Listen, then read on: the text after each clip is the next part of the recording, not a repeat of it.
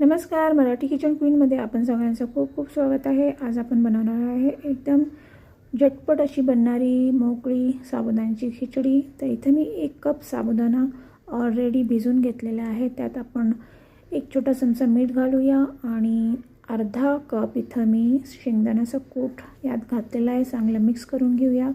जेव्हा पण तुम्हाला साबुदाण्याची खिचडी बनवायची असेल तर रात्रीच तुम्ही साबुदाणा भिजवून ठेवा। जेवढं तुम्ही साबुदाणा घेतलेला आहे तेवढंच पाणी घालून रात्रभर भिजू द्यायचं आहे। तर इथं बनवायला स्टार्ट करूया। कढईमध्ये मी 1 मोठा चमचा भरून तेल घेतलेलं आहे। त्यात सर्वात आधी 1 छोटा चमचा जिरं घातलेला आहे, 1 छोटा चमचा मोहरी घातलेली आहे। त्याचबरोबर हिरवी मिरची 1 ते 2 घातलेली आहे कापून आणि कढीपत्त्याची पानं आपल्याला इथं 8-10 घालायची आहे। चांगलं आपल्याला फ्राय करून घ्यायचं आहे। इथं तुम्ही थोडंसं आलं पण किसून किंवा बारीक चिरून घालू शकता।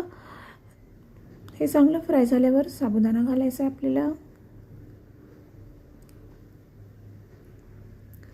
थोडंसं मी इथं साखर घातलेली आहे। आता हे चांगलं मिक्स करून घेऊया। खूप सोपी पद्धत आहे, खूप लवकर बनते ही साबुदाण्याची खिचडी आणि खूप टेस्टी बनते आणि एकदम मोकळी अशी बनते। साबुदाणा आपला चांगला भिजलेला असेल ना यात आणि पाण्याचं प्रमाण इथं बरोबर ठेवायचं आहे, म्हणजे आपली जी साबुदाण्याची खिचडी आहे ती एकदम अशी मोकळी आणि लुसलुशीत बनते। आता हे चांगलं मिक्स केल्यावरती आपण हे कवर करून घेऊ आणि 5 मिनिटं आपण शिजू देऊ। 5 मिनिटांनंतर थोडंसं आता निंबू मी इथं अर्धा पिळत आहे। हे ऑप्शनल आहे, तुम्ही वाटल्यास टाकू शकता किंवा स्किप करू शकता। बारीक चिरलेली कोथिंबीर घालूया आणि बस रेडी आहे इथं आपल्या साबुदाण्याची खिचडी।